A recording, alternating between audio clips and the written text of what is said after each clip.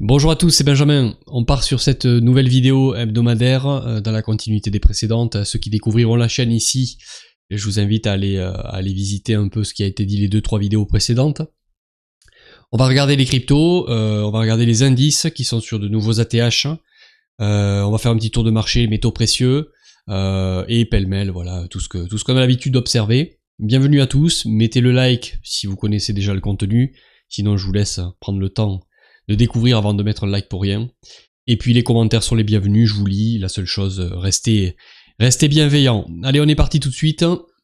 Dans la continuité de notre Bitcoin, ça veut rien dire. On part de suite sur le Bitcoin, et donc on s'était laissé la semaine dernière, bon, je vais juste clean un peu le graphique, mais le récapitulatif de ce que je vous dis depuis quelques semaines, pour l'investisseur, et puisque mon but, comme je vous le dis chaque fois, c'est pas de vous spammer la tête avec diverses vidéos tous les jours, tous les 3 jours, alors qu'il n'y a rien à faire. S'il n'y a pas d'action concrète pour l'investisseur, il n'y a pas d'action concrète. Foutre ses mains dans ses poches, savoir des fois ne pas trader, non agir, c'est faire des choses.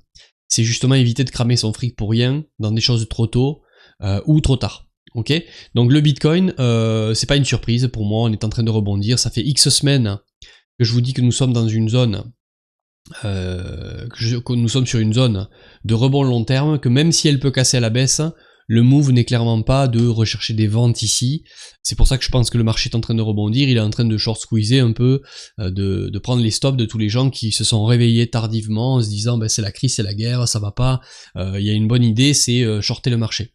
Bon, peut-être que oui, ça sera une bonne idée, mais dans le timing, c'est pas bon. Ok, dans le timing, on voit que là nous sommes dans un rebond qui a l'air de s'installer, c'est de bon augure, donc on est vraiment là sur cette zone et que je vous ai repéré depuis très longtemps. Qu'est-ce que c'est la grosse ici? Ouais, toute cette zone ici là, cette zone est une demand zone trimestrielle, donc c'est un order block, ok, c'est un point d'intérêt, c'est un endroit où il y a eu beaucoup d'échanges à l'époque, ok, c'est l'acceptation des ETF, ravalement haussier, c'est un gros support long terme. Est-ce que le bear market a fini de purger ou pas? Ça, personne ne le sait. On peut imaginer des scénarios. On peut se faire d'ailleurs à l'avance, je vous encourage à agir de manière préventive et pas toujours être de manière curative en mode poulet sans tête. Ah, ça monte, qu'est-ce que je fais? Du coup, je vends. Mais plutôt déjà vous créez une image mentale en disant si on revient ici, je vais plutôt délester. Ou finalement, si on remonte, non, je déleste pas. Je tiens mes positions parce qu'on est sur... Mais en tout cas, sachez ce que vous foutez sur le marché. Et sachez-le à l'avance. Quand vous venez voir des vidéos comme celle-là ou d'autres, n'y venez pas dans une intention de « alors qu'est-ce qu'il dit, qu'est-ce que je vais devoir faire ?» Okay, c'est trop tard. Enfin, c'est trop tard parce qu'en plus la décision vous la prendrez pas. Vous le savez très bien, même si quelqu'un vous dit c'est vendeur, tout ça, si vous n'y avez pas réfléchi à l'avance, vous restez tétanisé et vous prenez pas les actions. Ok. Bref, on est dans cette grosse zone de support qui pour moi devait probablement offrir un rebond, c'est ce qu'on est en train d'avoir. C'est de bon augure. Est-ce qu'il faut s'exciter ici? Bah, c'est un peu tard pour s'exciter ici. Il y avait le moyen de payer potentiellement cette zone, si vous êtes Bitcoin long terme, DCA, etc. Cette zone est intéressante. Je veux dire, celui qui est excité à 100, 110, 120 000 en disant que voilà, le Bitcoin c'est l'avenir, tout ça, il devrait normalement se réjouir à l'approche des 60 000, quoi. Donc cette zone était payable. Ok. La question maintenant, c'est est-ce que nous sommes en train d'entamer un rebond pour faire ceci? Ok, ou est-ce que nous sommes en train d'entamer un rebond pour convertir ce marché en un nouveau marché haussier, quoi? Est-ce que nous sommes en train de faire déjà le bottom ici? Je vous spoil d'avance, hein. Il y a ceux qui jouent au miracle, à Madame Irma, etc. et qui savent ce qui va se passer. Moi, je sais pas. La seule chose, c'est pour moi, le but c'est pas de savoir ce qui va se passer pour déterminer nos actions. Le but c'est de constater les risques et qu'est-ce que j'ai à perdre à jouer un scénario ou l'autre. La question c'est si on remonte ici. Êtes-vous prêt plutôt à subir ça ou n'êtes-vous pas prêt à subir ça? Quel est l'élément le plus douloureux ici pour vous si ça se passe? Et en fonction de ça, il y a celui qui a bien payé à l'époque ici, ok, et qui peut-être lui peut plus holder là parce que ça il s'en fout, il aura du cash pour DCA, surtout s'il a pris des profits par là. Et il y a celui qui par contre est coincé sur des erreurs du passé et qui aura beaucoup plus de mal à supporter un scénario comme ça. Ok. Bon, en fonction de ça, c'est à vous de déterminer ce que vous allez faire. Pour autant, voilà, on va attendre la fin du mois. Si on clôture ce mois ainsi, ça sera intéressant pour poursuivre un rebond. Pour moi, le rebond pour l'instant n'est pas fini. En weekly, on est en train d'avoir 4 semaines de relance. Attention, tôt ou tard, on aura un retest. La clé, ça va être de savoir là si enfin on peut parler d'une rupture dans le momentum baissier, haut, bas, est-ce que là on est en train de potentiellement renverser ce point pivot en faisant un double bottom, etc. Pour moi, il faut attendre la clôture weekly. Ok, si on clôture weekly de cette manière, c'est intéressant pour une poursuite de rebond. Ok, en daily, si je veux zoomer un peu plus, qu'est-ce que j'ai oublié de vous... Ouais, je voulais vous montrer autre chose.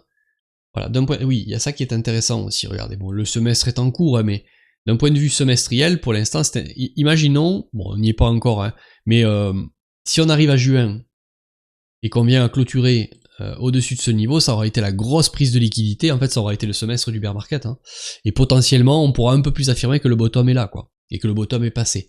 Tant que c'est pas le cas, ne vous enflammez pas, c'est un peu prématuré pour parler de bottom, ok.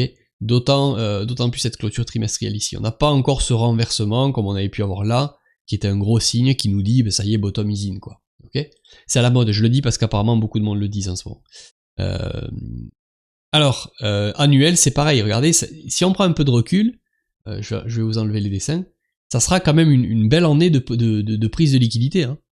Si on vient, bon, on n'est pas encore à la clôture de décembre, mais vous voyez ce que je veux dire. Ce que je suis en train de vouloir dire, en fait, c'est est-ce que le bear market est passé ou pas? Est-ce que le bottom est passé ou pas? Et moi, je le sais pas, mais au fur et à mesure que le dessin va s'écrire sous nos yeux, au plus on pourra affirmer et au plus on pourra, les actions qui aujourd'hui ne sont pas à prendre seront peut-être à prendre en fonction de ce qui s'imprime. C'est ça que je vous répète souvent. Le but c'est d'avoir une stratégie préventive en amont où déjà vous savez, cette zone je la paierai, cette zone je la paierai pas, je la paierai de cette manière ou de cette manière, avec tel risque ou tel risque. Si ça invalide, est-ce que je suis prêt? Si oui, comment j'agirai en cas d'invalidation? Est-ce que je tiens et je renforce ou est-ce que je coupe mes positions? Ok. Et ensuite, c'est au fur et à mesure que le dessin s'écrit que vous pondérer les curseurs risques, que vous ajustez un peu plus la direction du bateau. C'est-à-dire, attention, clôture annuelle ainsi, bon ben en fait le bottom est peut-être passé, donc peut-être je vais renforcer un peu plus mes achats. Vous voyez, c'est à ça que sert l'analyse technique, c'est à constater, c'est à repérer les zones dans votre unité de temps pour vous long terme, si vous êtes investisseur, et ensuite le court terme, le weekly, le daily va vous permettre de peaufiner et de sentir la température des choses pour pouvoir adapter vos actions. Ok, weekly, attendons la clôture, daily pour l'instant, ben, effectivement, je vous en ai parlé, alors je vais vous remettre les dessins, je vous en parlais dans les vidéos précédentes, pour moi c'est haussier, voilà, je vous le dis, pour moi c'est haussier, on est en train de poursuivre le rebond, la hausse n'est pas finie, d'ailleurs en daily, tout me dit que la hausse n'est pas finie ici, et on a vraiment eu un price action qui a été coquin, c'est-à-dire que, comment dire, on a bottom, double bottom, on revient ici, avec cette petite invalidation daily ici, clôture, hein. On se dit ça y est, on va attaquer les bottoms, finalement on vient prendre que ce niveau-là, on vient pas chercher ce niveau de liquidité, on renverse le marché derrière, hein. Ok. Arrivé ici, une ravalante en daily très moche, boum, on la ravale comme ça. Ensuite ici, là il y a 2-3 jours, pareil, on se dit mince, on a à nouveau pris la liquidité, comme ici au-dessus du range, qu'est-ce qui va se passer? On va revenir attaquer le bas, donc on a une amorce de ça et boum, on ravale. Alors certains vont dire ouais c'est Trump, c'est ci, c'est le truc, peut-être oui, mais ce que je veux dire c'est qu'on a un marché en ce moment qui appelle le short un peu trop facile, ok, qui appelle les gens à shorter de manière facile, et ce price action typique c'est le setup de short trop beau, boum, on renverse les gens, le setup de short trop beau, boum, on renverse les gens, mais j'ai envie de dire tant pis pour vous, c'est-à-dire que shorter ici, je peux comprendre, ok, sur ce price action ici. Shorter ici, je peux comprendre. Mais shorter ici pour un swing trader, alors pour un trader intraday, scalping, oubliez ce que je dis, vous pouvez toujours shorter, il y a toujours short long. Mais shorter ici, à l'approche d'un support très long terme, je vous disais, il y a un certain moment, c'est un peu tard de vouloir shorter ici. C'est peut-être un peu même s'entêter. Alors peut-être le bon short il sera là, c'est-à-dire que le pump, et quand tout le monde redevient bullish, ça y est, le bottom est passé, il y aura un super short, peut-être stop ici, et on vient enfin prendre la liquidité. Je sais pas si c'est ce qui va se passer, mais ce que je veux dire c'est, moi on m'a toujours appris à shorter les supports, à shorter les résistances, hein. J'ai jamais appris à shorter les supports. Alors, tout est relatif, ici là quelqu'un pourrait dire mais attends qu'est-ce que tu racontes, shorter ici, bah, c'est bien shorter une résistance, ou shorter une résistance ici. Oui, mais si tu prends du recul, et ça s'appelle la fractalité du marché, t'es plus proche d'un gros support long terme que d'une résistance court terme. Donc pour chercher du short ici, c'est vraiment un mode opportuniste très court. Bon bref, ceci étant dit, je vous ai à peu près tout dit là sur le BTC. Pour moi, le mouvement haussier est en cours. toujours pas fini. Adaptez vos actions en fonction de ça.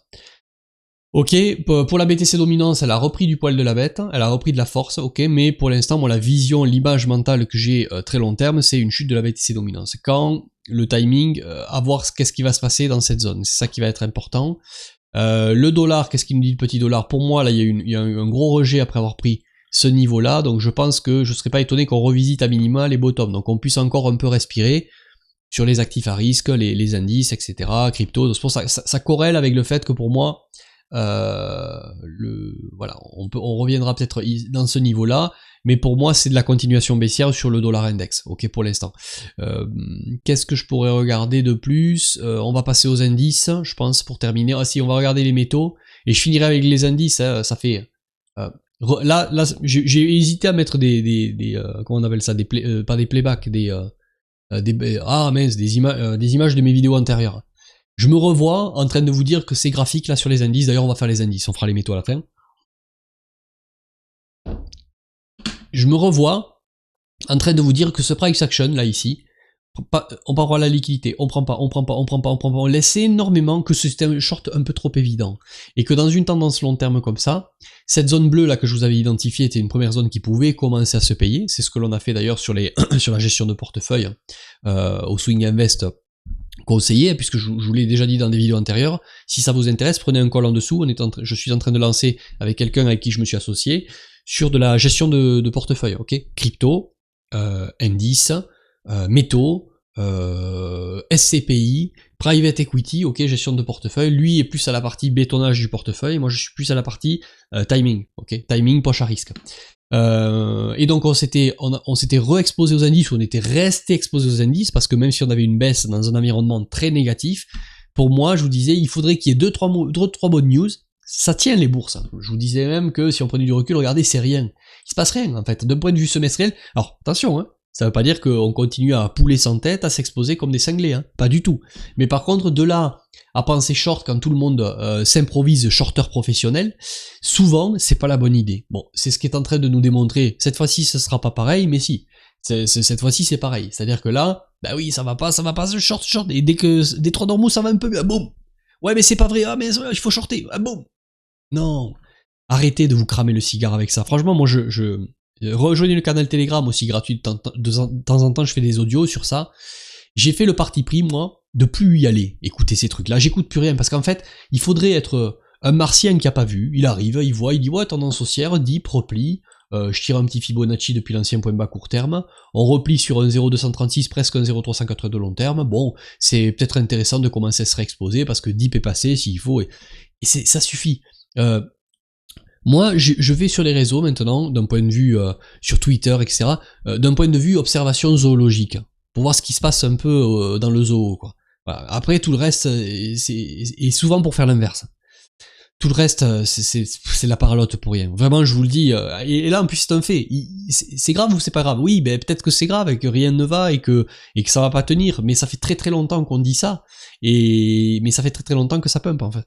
Voilà, très long terme. On aurait pu dire ça ici, ok, mars 2020, il fallait vendre ou il fallait acheter. Bah, celui qui a shorté là, il a eu raison, mais sur le long terme, un investisseur, c'était pas là qu'il fallait paniquer.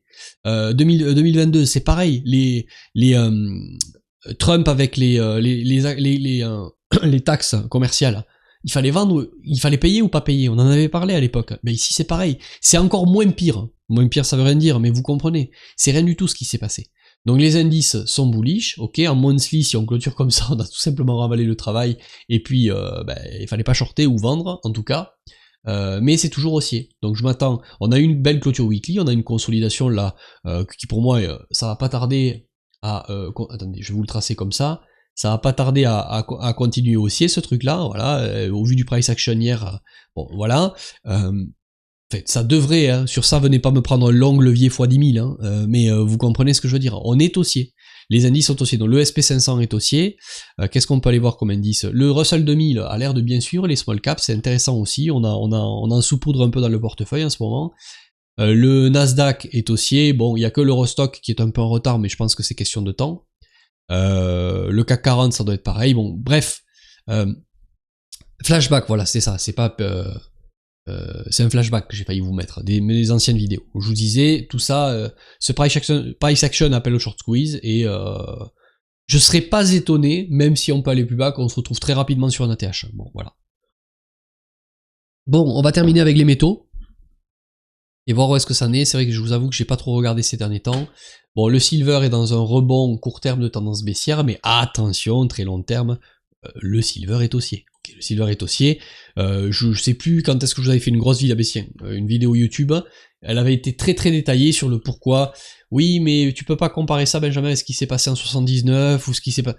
Bon, je sais pas si je peux pas le comparer ou pas. Ce que je veux dire par là, c'est que depuis que je vous ai dit que potentiellement il y avait un take profit partiel long terme à prendre, il y a moins 35. Après, je comprends quelqu'un qui est très long terme et qui veuille pas. Mais payer ça en tant qu'investisseur, ça ressemble quand même à être en train de payer un top temporaire. Est-ce que c'est grave, docteur? Non, s'il faut, vous allez avoir un top temporaire ici, on refait une zone d'accumulation, mais bon, êtes-vous prêt à rester 10 ans coincé en ayant eu l'opportunité de prendre quelques profits ici? C'est ça la question, en fait, c'est tout simplement ça. Monthly, l'action du prix me dit que peut-être on aura une opportunité de revenir, voilà, au-dessus de ces niveaux-là. Si on revient proche des 100 et que vous regrettez ne pas l'avoir fait, cette grosse vidéo YouTube que j'avais fait sur les métaux, je l'ai bien répertoriée parce que j'aime bien revenir sur ce qui est dit. Pas pour dire on a eu raison ou on n'a pas eu raison, mais et c'est surtout aussi pour que ceux qui disent ouais mais non ce coup-ci sera pas pareil prennent conscience d'une réalité. Ok, la vidéo YouTube elle a été tournée le 27 janvier à peu près 2026. Voilà. Donc l'argent métal long terme est très haussier. Pour moi par contre, est-ce qu'on pourrait le retrouver dans quelques jours, semaines sous les 50? Oui, je pense que oui. Et ça sera une bonne opportunité pour moi pour se réexposer potentiellement aux métaux, un peu plus fort. Le gold, putain, qu'est-ce que c'est ça là? Alors attendez. L'or, pareil, pour moi, est dans un rebond pour l'instant technique suite à cette rupture qu'il y a eu ici. On est en train potentiellement, temporairement de topper, mais est-ce que c'est grave? Non, c'est pareil, c'est pas grave, l'or est haussier. La question c'est qu'on devrait à minima avoir une consolidation ici, voire un retracement un peu plus creux. Si on a un retracement un peu plus creux, bah, il faudra payer, c'est tout, il faudra payer, il faudra s'exposer. Voilà. Mais pour moi, là, on a eu quand même un premier décrochage weekly. D'un point de vue monthly, bon, c'est pas très très grave. Pareil, je pense qu'on pourrait avoir l'opportunité à ce que le gold revisite les 5000, les redépasse. Si vous avez regretté sur ces niveaux de dérisquement ou de dérisquage, je sais pas comment on dit, de ne pas l'avoir fait, pour moi, il vaut mieux voir pour repayer plutôt que payer pour voir. Ok, payer pour voir, c'est rester en position, je prie, j'espère que ça va pas baisser. Et blam, ça décroche après. Oh merde, j'aurais dû. Combien de fois je l'ai entendu ça? Ou combien de fois je me le suis dit aussi? J'aurais dû. Mais il faut pas j'aurais dû, il faut faire. Tout simplement. Ok, voilà. Merci d'avoir visionné la vidéo. Si vous êtes intéressé par rejoindre le Swing Invest, vous-même faire, rejoindre notre communauté avec un accompagnement à vie, en fait, et surfer ces cycles-là, crypto, n'hésitez pas, vous avez sous la vidéo. Et si la gestion de portefeuille qu'on a mis en place vous intéresse, pareil, vous avez un lien sous cette vidéo. Sinon, je vous dis à la semaine prochaine pour un nouveau suivi. Merci à vous pour votre fidélité. Je vous souhaite un bon week-end pour ceux qui verront la vidéo avant ce week-end. Ciao!